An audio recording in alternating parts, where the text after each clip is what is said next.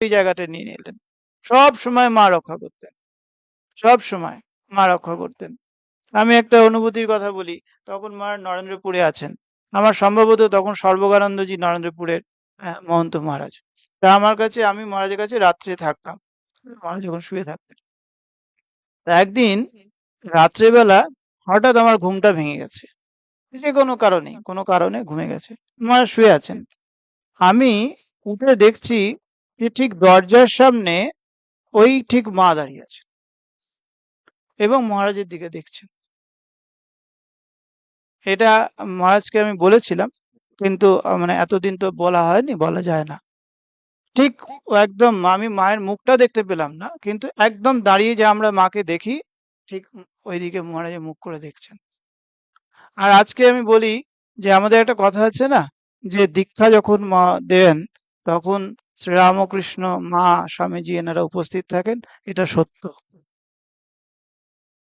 এটা সত্য। এটা মহারাজ যখন দীক্ষা দিতেন, প্রেসিডেন্ট মহারাজের নিচে, আমি আজকে ভলেন্টিয়ার যারা তারা জানে না, তাদেরকে আমি একটা জায়গায় আমি সবসময় বলতাম ওখানে দাঁড়াবেন না, ওখানে দাঁড়ালে আমি সরিয়ে দিতাম।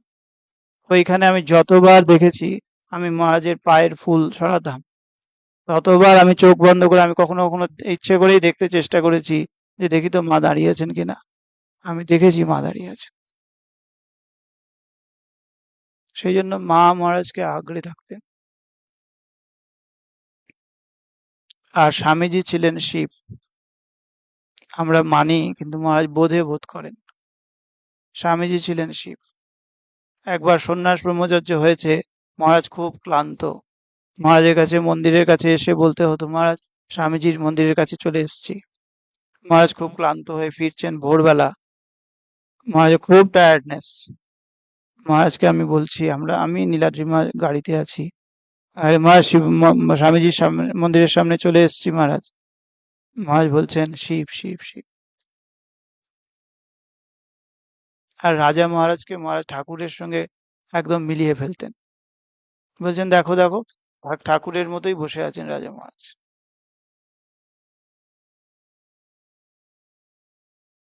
আর ঠাকুর, মা, স্বামীজি, আমাদের কি হয়, যখন ঠাকুরকে গেরুয়া রঙের কাপড় পরাই তখন একরকম আমাদের মনের মধ্যে অনুভূতি হয়, কখনো বেগুনি তখন একরকম হয়। মহারাজের সেটা হতো না, মহারাজের একটাই রূপ মহারাজের কাছে থাকতো। কেন এ কথা বলছি, একবার ঠাকুরের তিথি পুজো কি মায়ের তিথি পুজো হবে, সেই সময় ওই মহারাজ সন্ধ্যেবেলায় আমি মহারাজের সঙ্গে যেতাম, গিয়ে মহারাজ নাট মন্দির থেকে ঠাকুরকে দর্শন করতেন। তা সেদিনকে খুব সাজানো হয়েছে, মানে বেশ সুন্দর। তা ও প্রণাম, মহারাজ দেখলেন, ঠাকুরকে প্রণাম করলেন, করে মহারাজ বেরিয়ে আসছেন। আমি মহারাজকে বললাম যে মহারাজ দেখেছেন আজকে ঠাকুরকে কি সুন্দর লাগছে।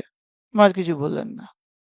তারপরে আমি সিঁড়ি দিয়ে নেমে এলেন, আরো কিছুটা যাওয়ার পর আমার মনে হলো মহারাজ হয়তো শুনতে পায়নি, বা আমি যা বললাম বুঝতে পারিনি, ওই জন্য উত্তর দেয়নি। আমি আবার একই কথা বললাম। তখন মহারাজ কিছুক্ষণ পর বলছেন, আমি ওসব দেখি না। তাহলে কি দেখেন? এবার এই কোশ্চেনটা নিজেরা মনে মনে করুন। স্বামীজির ক্ষেত্রেও একই জিনিস হয়েছিল। স্বামীজির সাজিয়েছে খুব, আমি একই কথা মহারাজকে বলেছি, মহারাজ একই উত্তর দিয়েছেন।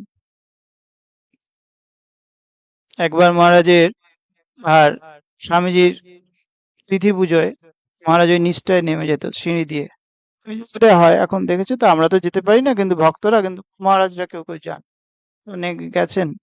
মহারাজ স্বামীজির দিকে তাকিয়ে আছেন, আমি মহারাজের সঙ্গে রয়েছি, পেছনে কিছু ব্রহ্মচারীরা রয়েছে, আর আরেকজন মহারাজ ছিলেন। তা দেখছি মহারাজ এত ফুঁপিয়ে কাঁদছেন।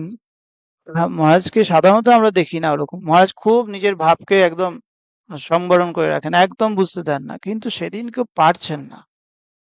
তা আমি তো কি করব, এখন পেছনে ব্রহ্মচারীরা রয়েছে, সেটা যদি আবার ওরা দেখে ফেলে, তখন তো পুরো বেলুড় মঠ ইয়ে হবে।